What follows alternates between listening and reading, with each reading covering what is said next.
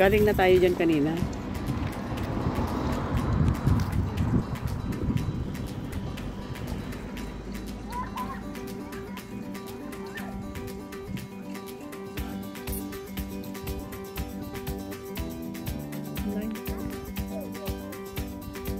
Makulinig. Buti nakisama ang ano. Umulan.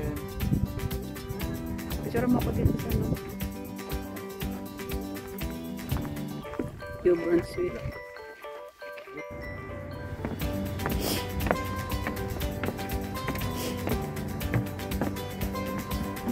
Ganda oh, yung pababa ako. Oh. Muna sabayan yung truck.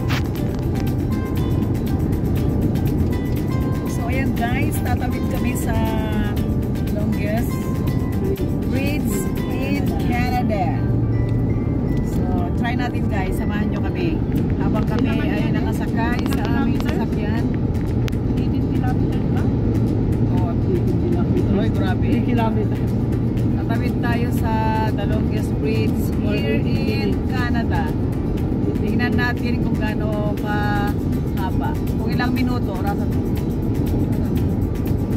11:43. Okay. So ayan, papalapit na kami sa aming daraanan na longest bridge here in Canada. So ayan guys, as you can see, ito na 1.5 kilometer Connecting New Brunswick. Ayan o, traffic lights at 1.5. Ayan guys, ito na kami. Wow, ang ganda. Hindi lang makikita yung ano sa baba. Nag-yelo yan sa winter. Ito? Ito. Mataas ang ano. Makita mataas yung kanyang kanyang one ay mataas. So hindi kita. Mamaya pagbaba ay side na makikita. So ayan guys, papunta kami ng Prince Edward Island with my family. Ito yung huling gala namin dito sa New Brunswick, Canada. Ayan.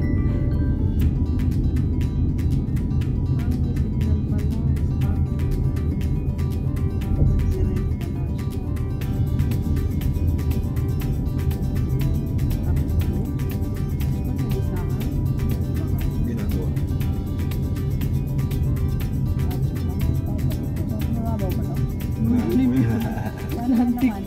Atlantic Ocean yan. Paano kami na nagawa na ito? Yun ang tanong. Panoorin mo sa ano, YouTube. Sa YouTube. Naka-smoke yung ano? Nagagalaw ba daw?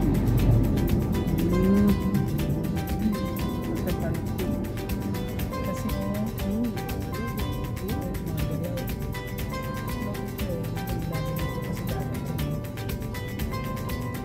Yeah. Natakot guys. Maalog yung tulay. Semento siya. Tapos naka-stop. Siguro may mga part na hindi siya pwedeng sabayan. Depende siguro sa... ginagawa ata yung May ginagawa pa. isang side. Kaya ano, May ginagawa. pinapapasang So naka-stop kami dito sa gitna ng tulay. Ayan. At Wala, hindi pa nag-record. Yan. we're back. So ayan. Ayan. Umandar ulit. Bakit sabi na? Okay, naayos. Ayun. Inaayos pala guys sa kabilang part ng kalsada. Sa tulay. Sa bridge. Ayan. Kaya kumbaga sa parting yun ay one way lang. So salitan lang ang pagdaan. So ayan nga guys. So as you can see ay napakahaba nga talaga. Longest nga talaga siya.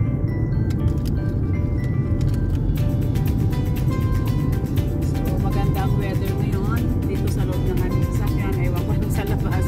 Pag lumabas ka, ang degrees ba ako lumabas? 4 degrees lang naman guys pag lumabas ka. So para sa atin na mga galing ng Doha, Qatar ay ito ay malamig para sa akin ay try nyo din guys. Punta kayo dito. Mag-comment lang kayo dyan. Meron kong side na maganda. Kasi nakikita mo rin yung bridge na rin pababa.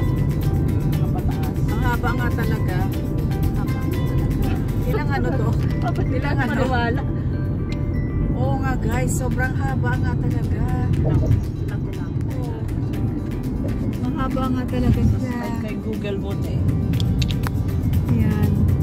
So ito yung ano, nilipat ko yung video dito naman sa side. Mataas kasi yung kanyang bakod dito sa tulay kaya hindi ko siya makukunan sa labas. Kumbaga yung pader yung natatamaan. So ganyan siya. So dito ko siya ulit lipat sa harapan. So dito kayo magtataka guys kung paano to naipatayo tong tulay na to dito sa Atlantic Ocean. Ang haba. Oh, isipin mo yan kung paano. Canada's longest bridge and world's longest bridge over ice-covered water. Oh, Oo. grabe. Kaya pag nag-yellow ito, no? Haba. Yellow po ito. So pagka panahon ng taglamig guys, ang tubig daw na to ay nag-yellow. Ito ang hindi pa namin na papatunayan. So we will see in the next future kung makakabalik pa at paintulutan pa tayo ng Diyos na makabalik sana para ma-experience natin ulit yung sinasabi nila na nag-yellow. 12.9 kilometer bridge. Oh, ayan guys. 12.9 kilometer ang haba nito. Grabe ang haba. Grabe. Ayan oh guys, hanggang ngayon oh, di pa natin nakakalahati. Oh my God. Sige. May boxes na nga po yun. Ayun na yung backyard. Ayun ang makikita mo. Ayan. Maganda natin na mo. Ayan. Sige. Yan. So ayan guys. Yan, para makadaan yung mga... So, panood lang kayo guys. Keep on watching. Mga At least parang kasama na rin namin kayo sa aming pag-travel. So, ayan guys, ang aming experience for 2 weeks here. 2 weeks here in Canada, New Brunswick. And some other places here in Canada. Province of Canada. Isa ito sa province dito sa Canada guys. Prince Edward Island. Yun ang aming pupuntahan. Ayan guys, umaalog kasi wala akong dalang stick. Hawak-hawak ko lang ang camera ko. So medyo magalaw.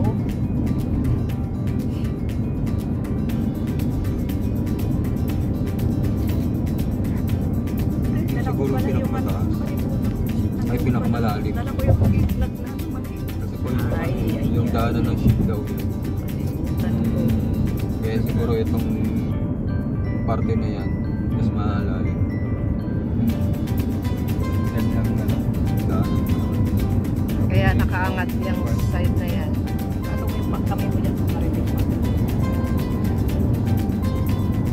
No, ayan o. Naka-floating yan. Dito tayo sa pinakamataas. Yung bilog na ano. Pwede floating naman doon. Eh, kasi kanalim dito, paano yan? Ibaw hanggang May katulog-duluan. paa yan. Pwede. Sige nga kung gaano kalalim. Galing ano? Paano 3 nila? meters ata. Oo. Kasi hindi eh. Hindi Yun lang. Ayan, ang view. yung ulap yan. Ulap yan ako kunan ko. Hindi ba Pero view sa yan? harap. Ito ang aking view. Ayan. Guwapo, diba? Yes. At syempre, pakita mo naman ako na nandito ako. Kasama na yan guys. Oh, ayan, Hi guys. guys, good morning. Hello everyone. This is Retro Mom Zilazil again and welcome back guys to my channel. Yan. And this is my vlog day. Our last day of gala here in New Brunswick, Canada. Ayun na, yun na. Nakikita mo na yung ano, ang lupa ng Prince Edward Island. Kakabirin niya pala. Tignan mo, pula ang ano nila, ang lupa nila. So ayan guys, papalapit na kami sa Prince Edward Island. Ito kumbaga yung kadugtong naman tulay. Ano yun? Doon. New Brunswick New side. Brunswick side. Going to Prince Edward Island. So nakabukod siya. Ito yung dadaanan mo. Best na magbabangka ka or sasakay ka ng ferry. Dati bangka. So Nagawa itong sila tulay ng guys ano. na napakahaba. Sobrang haba. Yan. Ilang minuto ba dapat to? Gawin mo kahit 40 minutes.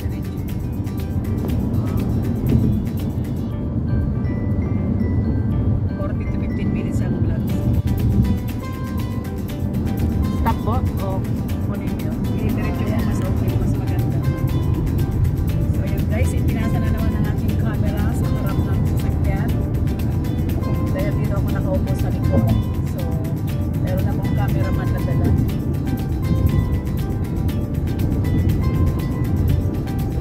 Medyo nakalahati na natin. Hindi, malapit na. Malapit na kami guys sa Prince Edward Island. So ito yung huling aming papasyalan habang kami naririto sa New Brunswick. Kano magbayad dito niya para makapros na bridge? $50 ang bayad. Para makatawid ka. Bawal yung sakyan. So yun guys, $50 ang bayad para lang magamit mo tong tulay na to, makatawid papunta doon sa Prince Edward Island. So kung wala kang $50, hindi ka pwede. Lamuyin mo na lang. Eh, yan ibayad natin mamaya. $50 pa yan o barya-barya lang yan eh. $50 na? Bayad natin yan. Masalan, 50 cent lang yan eh. Para malaman kung gumagana ba talaga yung $50. Ayan, so napakaganda. Ang haba talaga yan. Nakapunta na island ano?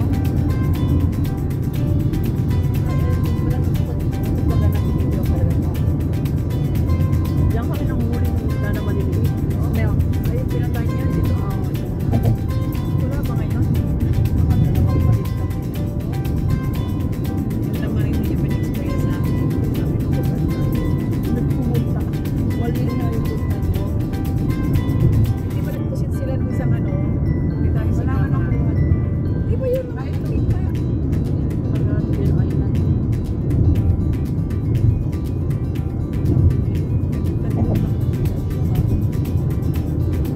$25 po ang ano niya, per kilo.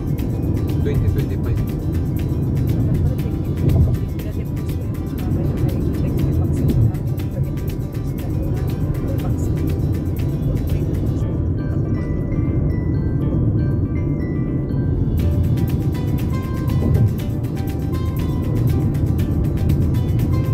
Wow, ang ganda. Oh my Ayan na, God. diyan kayo mag-picture mga guys. Wow.